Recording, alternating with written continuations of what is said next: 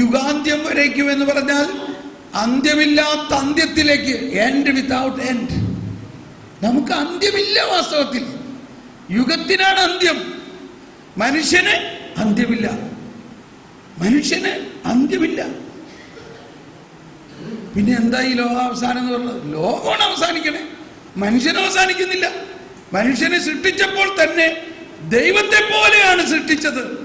ദൈവത്തിന്റെ ജീവൻ അന്ത്യമുണ്ടോ? അവൻ ആദിയും ആദിയും ആദിയും അന്ത്യവുമാണെന്നല്ല, ആദിയും അന്തവുമാണ് എന്ന് പറഞ്ഞാൽ അന്ത്യമില്ലാത്തവനാണ്. അവൻ ആദിയും അന്തവുമാണ്, അന്ത്യമില്ലാത്തവനാണ്. ആ അവസ്ഥയിലാണ് മനുഷ്യനെ സൃഷ്ടിച്ചത്. പാപം ചെയ്തുവെങ്കിലും ആ അവസ്ഥയ്ക്ക് മങ്ങലേറ്റ് മഹത്വം നഷ്ടപ്പെട്ടു എന്നേ ഉള്ളൂ. അവൻ്റെ ആത്മാവ് വീണ്ടെടുത്തുകൊണ്ട് ആ അന്ത്യമില്ലാത്ത അന്തത്തെ മനുഷ്യന് ദൈവം നൽകിയിട്ടുണ്ട്. സ്നാനത്തിലൂടെ ജീവന്റെ മുദ്ര കുത്തപ്പെട്ടിരിക്കുന്ന എല്ലാവരും അന്ത്യമില്ലാത്തവരാണ്. എല്ലാ മനുഷ്യരും അന്ത്യമില്ലാത്തവരാണ്.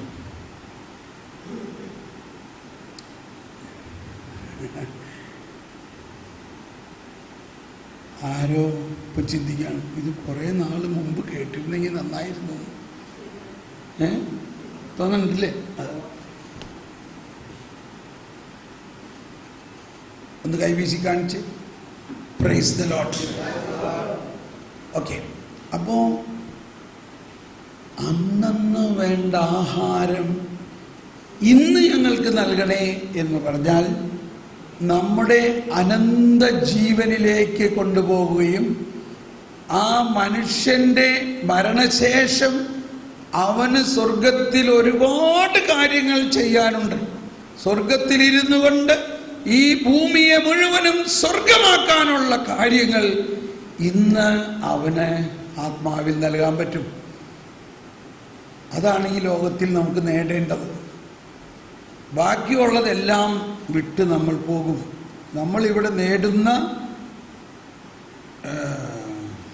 പണവും സമ്പത്തും, മഹാനായ അലക്സാണ്ടർ രാജാവ് മരിച്ചപ്പോൾ, എംപറർ മരിച്ചപ്പോൾ മരിക്കുന്നതിന് മുമ്പ് പറഞ്ഞു, എന്നെ ശവപ്പെട്ടിയിൽ ഇടുമ്പോൾ എൻ്റെ കൈ രണ്ടും പുറത്തിട്ട് ശവപ്പെട്ടി അടച്ചേക്കണം. അതെന്തിനാ? ഈ ഇത്രയും വലിയ രാജാവ്, ഈ ലോകം മുഴുവനും പിടിച്ചടക്കിയ ഞാൻ ഇതൊന്നും കൊണ്ടുപോകുന്നില്ല എന്ന് ലോകം കാണട്ടെ. പക്ഷേ ഇതൊക്കെ പറഞ്ഞിട്ട് എന്താ കാര്യം തോമസ് പോളെ? നമ്മുടെ കൊച്ചിന് കല്യാണം കഴിക്കണമെന്നുണ്ടെങ്കിൽ എത്ര ഏക്കർ സ്ഥലമുണ്ട്, എന്ത് വീടുണ്ടെന്ന് നോക്കിയിട്ടല്ലാണ്ട് കല്യാണം നടക്കുമോ?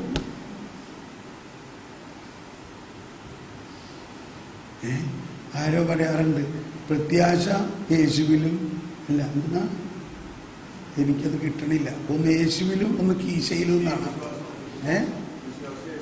വിശ്വാസം യേശുവിലും പ്രത്യാശ കീശയിലും. ഇതാണ് നസ്രാണി. നീ ഇതൊക്കെ പറഞ്ഞോണ്ടൊന്നും കാര്യമൊന്നുമില്ല, പള്ളി പറഞ്ഞാൽ മതി. അപ്പോ കീശയിലാണ് എൻ്റെ ആശ്വാസം. നല്ല കാര്യം. എനിക്കത് ഈ പേഴ്സണൽ പേര് നടത്തുന്ന കാരണം ഇതൊക്കെ കഴുകി പോവുകയാണ്. ഒരുപാട് പഴയ ഇങ്ങനത്തെ വാക്കുകളൊന്നും എനിക്ക് പറയാൻ കിട്ടണില്ല. ഒരുപാട് കാര്യം പണ്ട് ഞാനൊക്കെ തമാശ പറഞ്ഞിരുന്നതാണ്, പക്ഷെ ഇപ്പം അത് കിട്ടണില്ല. അത് പറയാൻ നോക്കിയിട്ട് ആ വാക്ക് കിട്ടണില്ല. അപ്പോഴാണ് മനസ്സിലായത്, പിതാവിനാൽ നടാത്ത ചെടികളെല്ലാം പിഴുതു പെറിയാണ്. നമ്മളതൊക്കെ വെച്ചുകൊണ്ടിരിക്കും. ഇപ്പം ചിലവർ പറയും, ബ്രദർ ഇങ്ങനെ ഈ വചനം ഓർത്തിരിക്കണ എങ്ങനെയാണ്? അതെങ്ങനെയാണ് ഓർത്തിരിക്കുന്നത്? അത് വളരെ എളുപ്പമാണ്. നിങ്ങളുടെ അകത്തുള്ള മറ്റുള്ള ഓർമ്മകളെല്ലാം കഴുകി കളഞ്ഞാൽ മതി. എനിക്കൊരു ടെലിഫോൺ നമ്പറോ ഒരു കാറിൻ്റെ നമ്പറോ ഒന്നും ഓർത്തിരിക്കാൻ പറ്റില്ല. അങ്ങനെ നമ്മുടെ ഓർമ്മയിൽ കിടക്കുന്ന മറ്റുള്ളതെല്ലാം കഴുകി വിശുദ്ധീകരിക്കുമ്പോൾ ഈ വചനം മാത്രം ഇങ്ങനെ ഓർത്തിരിക്കാൻ പറ്റും. അത് മതിയല്ലോ നമുക്ക്. നമ്മൾ ബാക്കിയുള്ളതൊക്കെ ഓർക്കണം എന്തിനാണ്? ഓക്കെ, അപ്പോൾ ഈ ജീവിതത്തിന് വേണ്ടി മാത്രമല്ല ക്രിസ്തുവിൽ പ്രത്യാശ വയ്ക്കുന്നത്. ഈ മൂന്ന് കാര്യങ്ങൾ, ഒന്ന് ദൈവം പരിശുദ്ധനാണ്, ദൈവരാജ്യം വരണമേ, നടുക്കുള്ള കാര്യം നമ്മളിപ്പോൾ പറഞ്ഞത്. അപ്പം എന്താണ് അന്നന്ന് വേണ്ട ആഹാരം എന്ന് പറയുന്നത്? ശ്രദ്ധിക്കണം, പലപ്പോഴും നമ്മൾ ഭൗതികമായ കാര്യത്തെ ലക്ഷ്യം വെച്ചുകൊണ്ടാണ്. പക്ഷേ അതിനെ ഒന്നുകൂടി സ്ഥിരീകരിക്കാൻ വേണ്ടി ഞാൻ പറയുന്നത് ഇതാണ്. ഈ ആറാം അധ്യായത്തിൻ്റെ ആരംഭത്തിൽ സ്വർഗസ്ഥനായ പിതാവ് ഇങ്ങനെ പഠിപ്പിച്ചതിന് ശേഷമല്ലേ പിന്നീട് ഈശോ പറയുന്നത്, നിങ്ങൾ എന്ത് ഭക്ഷിക്കുമെന്നോ എന്ത് ധരിക്കുമെന്നോ നിങ്ങൾ ഓർത്ത് ആകുലരാകേണ്ട. അപ്പോ അതിനു വേണ്ടി അല്ല എന്നുള്ളത് കൃത്യമല്ലേ? നിങ്ങൾക്കതെല്ലാം ആവശ്യമെന്ന് നിങ്ങളുടെ പിതാവിന് അറിയാം.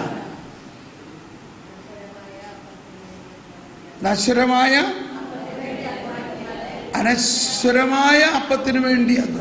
അപ്പൊ ഈ അനശ്വരതയാണ്.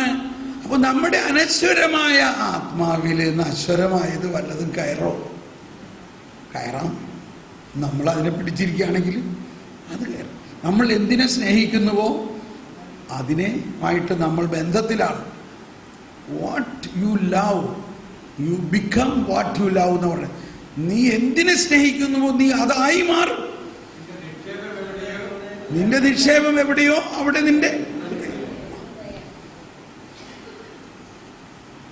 നീ സ്വർണത്തെ സ്നേഹിക്കുകയാണെങ്കിൽ നമ്മളെ അമ്മച്ചിമാർ ചിലർ സ്വർണ്ണക്കട കാണുമ്പോൾ ഉടനെ കാല് ചവിട്ടി നിർത്താൻ പറയുന്നത്, പുതിയ എന്തെങ്കിലും സ്റ്റോക്ക് വന്നിട്ട് ഒന്ന് നോക്കാനാണ്. അല്ലല്ല, ഇപ്പം നോക്കിയാൽ പ്രശ്നമാണ്, നീ പോരെ. ഇല്ലില്ല, ഒന്ന് നോക്കിയിട്ട് വരാം. നോക്കാൻ പോയാൽ പോയി ഇല്ലേ? കാരണം അവരുടെ ഹൃദയം സ്വർണത്തിലാണ്. ചിലർ ഇവിടെ എറണാകുളം പട്ടണത്തിൽ ചെന്ന് കഴിഞ്ഞാൽ മുഴുവൻ സാരിയുടെ പടം, അല്ലെങ്കിൽ ബിൽഡിങ്ങിൻ്റെ പടം, അല്ലെങ്കിൽ സ്വർണത്തിൻ്റെ പടം, ഇത് മൂന്നല്ലേ ഇവിടെയൊക്കെ ഉള്ളത്. ഇത് കണ്ടു കഴിഞ്ഞാൽ എല്ലാവരും വിചാരം അത് കമ്പ്യൂട്ടറിൽ പ്രിൻ്റ് അടിച്ച് വെച്ചേക്കണാണ്. ബിൽഡിങ് പോയിട്ട് അവിടെ മണ്ണ് പോലും ഇല്ല. നമ്മൾ വേഗം പോയിട്ട് ബിൽഡിങ് ബുക്ക് ചെയ്തൊക്കെ ചെയ്തു. അതൊന്ന് കാണട്ടെ എന്ന് ചോദിക്കും. അത് ഇനി അടുത്ത വരവിന് കാണിച്ചു തരാമെന്ന് പറയും. ഇതാണ് രാജ്യം, ലോകം. നമ്മൾ ആ പടം കണ്ടിട്ട് ബിൽഡിങ്ങും കാശൊക്കെ കൊടുത്ത് പോയി ഫോറിനിലേക്ക്, നല്ല ഇൻവെസ്റ്റ്മെൻ്റ് ഇടുന്നുണ്ട്. അവിടെ മണ്ണ് പോലുമില്ല. എന്ന് പറഞ്ഞാൽ ചെളിയായിട്ട് പാടമായിട്ട് കുണ്ടായിട്ട് കിടക്കുന്ന സ്ഥലമാണ്. പക്ഷെ പടം ഉണ്ടാക്കി വെക്കാനായിട്ട് ആർക്കാ പാടില്ല. എനിവേ, ഞാനീ പറഞ്ഞു വരുന്നത്, നമ്മുടെ ഭയങ്കരമായ ഒരു വ്യത്യാസം വരാനുണ്ട് നമ്മുടെ പ്രാർത്ഥനയിൽ. ഈ കോർ ഓഫ് ദ പ്രെയർ, നാലാമത്തെ പോയിന്റ്, അന്നന്ന് വേണ്ട ആഹാരം ഇന്ന് ഞങ്ങൾക്ക് തരണേ എന്ന് പ്രാർത്ഥിക്കുമ്പോൾ, ദൈവമേ, എൻ്റെ മരണശേഷം ഞാൻ ഈ ലോകത്തിൽ തീടണം, ഈ ലോകത്തിലേക്ക് തീടണം. എന്താ തീടുക എന്ന് പറഞ്ഞാൽ പരിശുദ്ധാത്മാവിനെയും സ്നേഹത്തെയും വചനമാവുന്ന തീ വർഷിക്കണം. അതിന് വേണ്ടത് എനിക്ക് ഇപ്പോൾ തായോ. അതിനു വേണ്ട ജ്ഞാനം ഇപ്പോൾ എൻ്റെ ആത്മാവിൽ നിറക്കി, അതിനു വേണ്ട വചനം എൻ്റെ ആത്മാവിൽ നിറക്കി, അതിനു വേണ്ട കൃപാവരം എൻ്റെ ആത്മാവിൽ നിറക്കി. അത് അനന്തതയെ ലക്ഷ്യം വെച്ചുകൊണ്ട് ഞാൻ ചോദിക്കുന്നു. അത് കിട്ടിക്കഴിയും. ഇന്ന് കിട്ടുമ്പോൾ ഇവിടെ താനെ ഒഴുകിക്കോളും ഇവിടെയുള്ള ആളുകളിലേക്കൊക്കെ.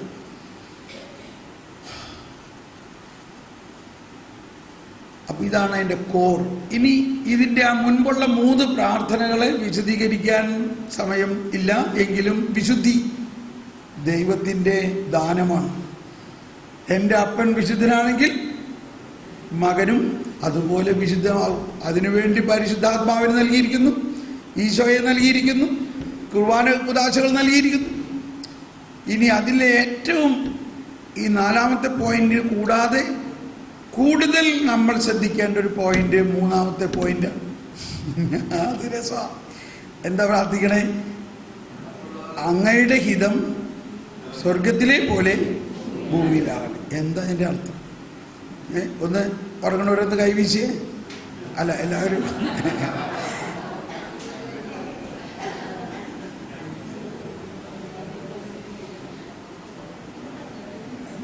ഈ സ്വർഗത്തിലെ എങ്ങനെയാ ഹിതം എന്ന് അങ്ങനെ അറിയാൻ പോലും. സ്വർഗത്തിലെ പോലെ, സ്വർഗത്തിലെ എങ്ങനെയാ പരിപാടി അവിടെ? സ്വർഗത്തിലെ എന്താ? സ്വർഗത്തിലെ ആളുകളുടെ ഹിതം എങ്ങനെയാ? സ്വർഗത്തിലെ ഉള്ളവരുടെ ഹിതം ദൈവഹിതവുമായിട്ട് ഉരുക്കി ചേർത്തിരിക്കുകയാണ്. വെൽഡറ്റ്. അവർക്ക് ദൈവഹിതം മാത്രമേ ചെയ്യാനും പറ്റുകയുള്ളൂ എന്ന് മാത്രമല്ല, അതിലവർ ആനന്ദിക്കുന്നു. അവർ വേറെ ഒന്നും ചെയ്യണ്ട, ദൈവഹിതം.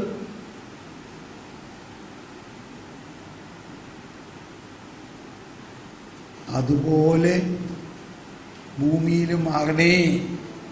അപ്പൊ ഭൂമി എന്തായി മാറും? സ്വർഗമായി മാറും. അതാണ് ലോകാവസാനം. ലോകാവസാനം എന്ന് പറഞ്ഞാൽ ഈ ലോകത്തിലുള്ളവരെല്ലാവരുടെയും ഹിതം ദൈവഹിതമായി മാറുമ്പോൾ ഈ ലോകം മുഴുവനും സ്വർഗമായി മാറും. സമുദ്രം ജലം കൊണ്ടെന്ന പോലെ ഈ ഭൂമി മുഴുവനും കർത്താവിനെ കുറിച്ചുള്ള അറിവ് കൊണ്ട് നിറയോ? ഇങ്ങനെ സ്വർഗത്തിനായ പിതാവ് ചെല്ലാണെങ്കിൽ നിറയൂല. എങ്ങനെ ചെല്ലണം? ഇപ്പൊ പറയാൻ പോണ മാതിരി. ഇപ്പൊ എങ്ങനെ ചെല്ലണേ? നമ്മൾ സ്വർഗസ്ഥനായ പിതാവ് ചെല്ലുന്ന പ്രാർത്ഥന എനിക്ക് അറിഞ്ഞുള്ളത്. അപരാൻ കർത്താവ് എന്ത് കണ്ടുകൊണ്ട് അവിടെ ഇരിക്കണേ. എന്നാലും കർത്താവ് കരുണയല്ലേ? നമ്മുടെ അറിവില്ലായ്മ കർത്താവ് തീർച്ചയായിട്ടും ക്ഷമിക്കും.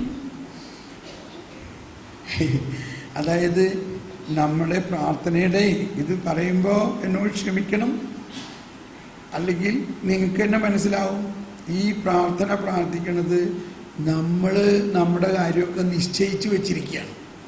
നമ്മളുടെ തന്നെ ഹിതമനുസരിച്ച് എനിക്ക് അത് വേണം, ഇത് വേണം, അങ്ങനെ വേണം, ഇങ്ങനെ വേണം, എന്നിട്ട് പോയിട്ട് പ്രാർത്ഥിക്കുകയാണ്. സ്വർഗത്തിനാണ് രാജ്യം, അവിടുത്തെ ഹിതം സ്വർഗത്തിലെ പോലെ ഭൂമിയിലാണ്. നമ്മുടെ ഹിതം ഇവിടെ ഓൾറെഡി ഫിക്സ് ചെയ്തിരിക്കുകയാണ്. എനിക്ക് ഇന്നത് വേണം, എനിക്ക് ഇന്നത് ചെയ്യണം, ഇന്ന മാതിരി ഞാൻ ജീവിക്കുള്ളൂ, അതൊക്കെ എനിക്ക് തരണം. അപ്പൊ ഈ പ്രാർത്ഥന എങ്ങനെയാ ശരിയാവണേ? മനസ്സിലാവുന്നുണ്ടോ? സ്വർഗത്തിലെ പോലെ ഭൂമിയിലും ആകണേന്ന് നമ്മൾ പ്രാർത്ഥിക്കുന്നു. അതായത് ദൈവത്തിൻ്റെ ഹിതം എൻ്റെ ഹിതവുമായിട്ടൊന്നിച്ച് എൻ്റെ ഹിതത്തിൽ പൂർത്തിയാകട്ടെ എന്ന് നമ്മൾ പ്രാർത്ഥിക്കുന്ന സമയത്ത് തന്നെ, അതിനു മുൻപേ തന്നെ നമ്മൾ പൂർണ്ണമായിട്ട് എനിക്ക് ഇന്നത് വേണം, എൻ്റെ ജീവിതത്തിൽ ഇന്നമാതിരി നടക്കും, ഞാൻ എൻ്റെ മക്കളിങ്ങനെ ആകണം, എനിക്ക് ഇന്നതെല്ലാമാണ് എൻ്റെ ഹിതം.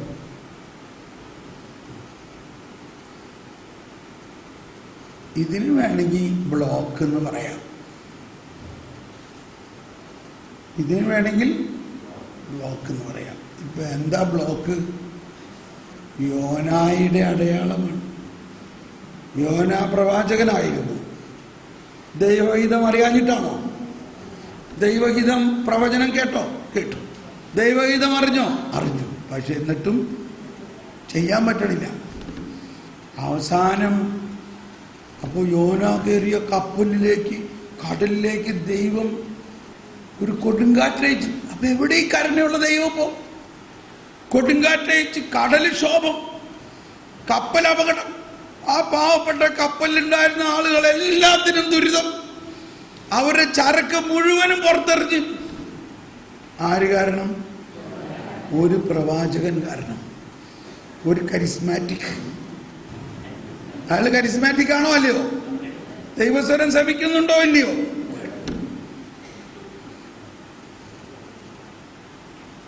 നിങ്ങളെ പേടിപ്പിക്കുകയൊന്നുമല്ലട്ടെ ഞാൻ ചെയ്യുന്നത്. പേടിക്കണ്ട. അവസാനം ഈ വിജാതീയരായ ഈ കപ്പൽക്കാരെല്ലാവരും കൂടി പ്രാർത്ഥിക്കാൻ തുടങ്ങി. പ്രവാചകൻ നല്ല ഉറക്കമാണ്. പ്രവാചകൻ അവിടെ കിടന്ന് നല്ല ഉറക്കം.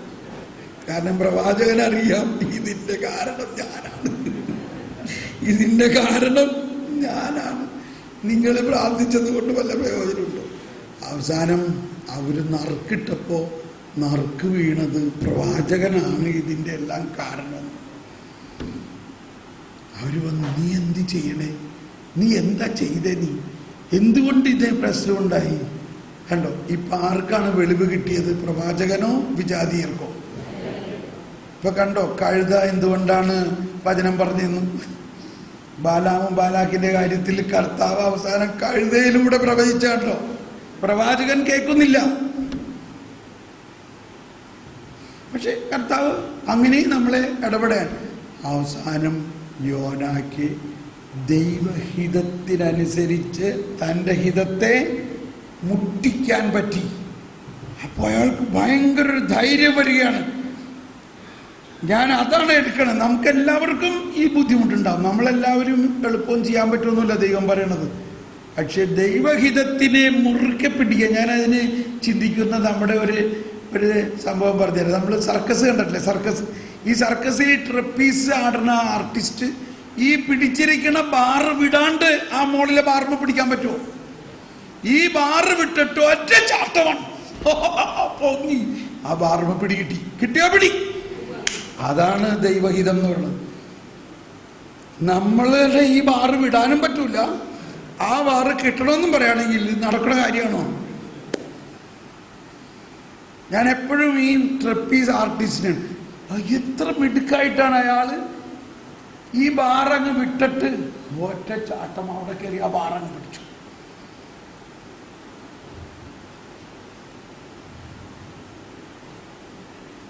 ഇതെങ്ങനെ ചെയ്ത ആൾക്കാരാണ് ഇവിടെ. 25 വർഷമായിട്ട് ആ ബാറിലാണ് ഞാൻ. ബാറല്ല, ദൈവഹിതത്തിൻ്റെ ബാർ. അപ്പോ യോന അത് കഴിഞ്ഞിട്ട് പറഞ്ഞതാണ് നമ്മളെല്ലാം എടുക്കേണ്ടത്. കർത്താവ്, നിങ്ങൾ എന്നെ കടലിലേക്ക് വലിച്ചെറിയുവിൻ. അപ്പോൾ യോനായ്ക്ക് ഭയങ്കര ധൈര്യം. കാരണം യോനായ്ക്കറിയാം, ഞാൻ ദൈവഹിതം സ്വീകരിച്ചു കഴിഞ്ഞാൽ ബാക്കിയുള്ള കാര്യം ദൈവം ചെയ്തു. ഇതാ ദൈവം അവിടെ നോക്കിയിരിക്കുകയാണ്. യോനായ 2 കൈയിലും പിടിച്ചു കൊണ്ടുപോയി അക്കരയ്ക്ക്. അപ്പോൾ ദൈവഹിതം ഒരു വലിയ പോയിന്റാണ്. ഇത് ഞാൻ കൃത്യമായിട്ട് പറയണത്, ഞാനിത് 25 വർഷം മുമ്പേ മുതൽ പ്രാർത്ഥിച്ചിരുന്നൊരു കാര്യം. ഞാനിതെല്ലാം ജോലിയും ഇതെല്ലാം വിട്ട് സുവിശേഷ പ്രഘോഷണം ഫുൾ ടൈം ചെയ്യാൻ പറഞ്ഞപ്പോൾ ഞാൻ ആരോട് ചോദിച്ചിട്ടും ആരും സമ്മതിക്കണ്ടായില്ല. അത് നീ ഒരു കുടുംബസ്ഥനാണ്, നീ ഇതൊന്നും ചെയ്യണ്ട, അത് കാഴ്ചപ്പാടും കന്യാസിമാരും ഒക്കെ ചെയ്തു, അല്ലെങ്കിൽ കൂടി വന്നാൽ ഞായറാഴ്ച ദിവസവും വൈകുന്നേരങ്ങളിലൊക്കെ എന്തെങ്കിലും കർത്താവിന് വേണ്ടി ചെയ്ത് നീ നിന്റെ കുടുംബം നോക്കി അവിടെ ഇരുന്നാൽ മതി. പക്ഷേ കർത്താവ് ഇങ്ങനെ കോളർമ പിടിച്ചു കൊണ്ടുപോകണ മാതിരിയാണ്. നീ പോണം, നീ എൻ്റെ കൂടെ വരണം, നീ അത് ചെയ്യണം. അപ്പോൾ ഞാൻ കണ്ടൊരു മതി, ഈ സ്വർഗസ്ഥനായ പിതാവിൻ്റെ പ്രാർത്ഥന പ്രാർത്ഥിക്കുമ്പോൾ ഈ 3ാമത്തെ പോയിന്റിൽ ഞാൻ നിൽക്കും. കർത്താവേ, എൻ്റെ ഹിതമല്ല എന്നവിടെ ഒന്ന് ചേർത്ത് പ്രാർത്ഥി. എൻ്റെ ഹിതമല്ല, അങ്ങയുടെ ഹിതം. സ്വർഗത്തിലെ പോലെ എന്നിലും ഭൂമിയിലാട്ടെ. ഇത് വലിയ ഒരു കാര്യമാണ്. നിങ്ങളൊന്ന് നോക്ക്, അങ്ങനെ പ്രാർത്ഥിച്ച്. അപ്പോഴേ ഈ പ്രാർത്ഥനയ്ക്ക് അർത്ഥമുള്ളൂ. നമ്മൾ ഓൾറെഡി നമ്മളുടെ ഹിതം നിശ്ചയിച്ചുറപ്പിച്ചിട്ട് അവിടുത്തെ ഹിതം സ്വർഗത്തിലെ പോലെ ഭൂമിയിലാണ് എന്ന് പറഞ്ഞാൽ സ്വർഗം ചിരിക്കും നമ്മളെ നോക്കി. മറിച്ച് നമ്മൾ അവിടെ ചൊല്ലിടണു, കർത്താവേ, എൻ്റെ ഹിതമല്ല, ഇതാ കർത്താവിൻ്റെ ദാസി, അങ്ങയുടെ ഹിതം പോലെ എന്നിലാകട്ടെ. അങ്ങയുടെ അവിടെയാണ് സ്വർഗസ്ഥനായ പിതാവിൻ്റെ പ്രാർത്ഥന എന്ന് പറഞ്ഞിട്ട് അഭിഷേകപാത്രം. പിന്നെ 4ാമത്തെ പോയിന്റ് കഴിഞ്ഞു ഇപ്പം നിർത്താം. 4ാമത്തെ പോയിന്റ്, അന്നു വേണ്ട ആഹാരം. അത് മെറ്റീരിയലായിട്ടുള്ള ഇവിടെയുള്ള ഒന്നിനു വേണ്ടിയും പ്രാർത്ഥിക്കാതെ കുറച്ച് ദിവസം ഒന്ന് പ്രാർത്ഥിച്ച് നോക്ക്. പറയാറില്ലേ, എന്താ മുന്തിരി പൂത്തില്ലെങ്കിലും ആ വചനമില്ലേ? എല്ലാവർക്കും അറിയാം ബൈഹാർട്ട്. പക്ഷെ കാര്യം പ്രാർത്ഥിക്കുന്നില്ല. അപ്പോൾ അത് കഴിഞ്ഞിട്ട് അവസാനത്തെ 3 പോയിന്റും ക്ഷമിക്കുക. അപ്പൊ ഇവിടെ മനസ്സിലാക്കണം, പഴയ നിയമത്തിൽ ക്ഷമിക്കാൻ ആർക്കും അധികാരം ഉണ്ടായിരുന്നില്ല, ശിക്ഷിക്കാൻ മാത്രമേ അധികാരം ഉണ്ടായിരുന്നു. ഒരാൾ തിന്മ ചെയ്ത് കണ്ടാൽ വേറൊരു ആളുടെ തെളിവുണ്ടെങ്കിൽ അവനെ കല്ലെറിഞ്ഞ് കൊല്ലാൻ വരെയുള്ള അധികാരം ഉണ്ടായിരുന്നു. ക്ഷമിക്കാനുള്ള അധികാരം ഉണ്ടായിരുന്നില്ല. മനസ്സിലാവുന്നുണ്ടോ? നിങ്ങൾക്കിത് മനസ്സിലാവുന്നുണ്ടോ? ആ അധികാരമാണ് ഈശോ ഇവിടെ നമുക്ക് തന്നിട്ട് പറയാണ്, നിങ്ങൾ മറ്റുള്ളവരോട് ക്ഷമിക്കുക. അങ്ങനെയാണ് അതിനെ ചിന്തിക്കേണ്ടത്. അതുകൊണ്ടാണ് സ്വർഗസ്ഥനായ പിതാവ് പഠിപ്പിച്ച് കഴിഞ്ഞിട്ട് വീണ്ടും എടുത്തു പറയുകയാണ്, നിങ്ങൾ മറ്റുള്ളവരോട് ക്ഷമിക്കുന്നില്ലെങ്കിൽ നിങ്ങളുടെ പിതാവ് നിങ്ങളോടും. അപ്പൊ ഇതൊരു വിപ്ലവം എന്ന് പറഞ്ഞാൽ വലിയ വിപ്ലവകരമായ ഒരു കാര്യമായിരുന്നു അന്നത്തെ കാലത്ത്. അതാണ് ക്ഷമ. അപ്പൊ അവിടെ ഒരു മിനിറ്റ് നിർത്തി ക്ഷമിക്കുക. ക്ഷമിക്കാൻ നമുക്ക് അധികാരം തന്നിരിക്കുക. നിന്നോട് തെറ്റ് ചെയ്തവരോട് നിനക്ക് തന്നെ ക്ഷമിക്കാം. അപ്പൊ സ്വർഗസ്ഥനായ പിതാവ് നിന്നെ ക്ഷമിക്കും. പിന്നെ എന്തുകൊണ്ടാണ് നീ തിന്മ ചെയ്യുന്നത്? പ്രലോഭനങ്ങൾ വരുന്നത് കൊണ്ട്. അപ്പൊ ആ പ്രലോഭനത്തിൽ വരാതെ കർത്താവെ എന്നെ പിടിച്ചു നിർത്തണേ, ഞാൻ ചെയ്യണ തെറ്റ് തന്നെ എല്ലാ ദിവസവും ചെയ്യണേ, എന്തുകൊണ്ടാണ് നീ എന്നെ പിടിക്കാഞ്ഞിട്ടല്ലേ? ഞാൻ ചെയ്യണ തെറ്റ് എന്നും അത് തന്നെ ചെയ്തു പോകുന്നു, അതുകൊണ്ട് ഇന്നത് ചെയ്യാതിരിക്കത്തക്ക വിധത്തിൽ എന്നെ കൃപ നൽകണേ, എന്നെ പ്രലോഭനത്തിൽ ഉൾപ്പെടുത്തരുത്. ഇത്രയുണ്ടായിട്ട് ഇനിയും എന്നിൽ പല തിന്മകളുണ്ട്, ലോകത്തിലുമുണ്ട്. ആ തിന്മകളിൽ നിന്നെല്ലാം രക്ഷിക്കണേ.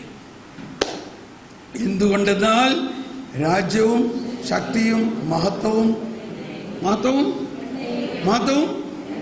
എന്നേക്കും അങ്ങയുടേതാണ്. ആ അങ്ങയുടെ കുഞ്ഞു മകനാണ് ഞാൻ. നമുക്കൊന്ന് എല്ലാവരും ചേർന്ന് ഒന്ന് ശബ്ദം ഉയർത്തി ഈ ബോധ്യത്തോടെ ഒന്ന് പ്രാർത്ഥിക്കാം. സ്വർഗസ്ഥനായ ഞങ്ങളുടെ പിതാവേ, അങ്ങയുടെ നാമം പൂജിതമാകണമേ, അങ്ങയുടെ രാജ്യം വരണമേ, സ്വർഗത്തിലെ പോലെ ഭൂമിയിലുമാണ്. അന്നന്ന് വേണ്ട ആഹാരം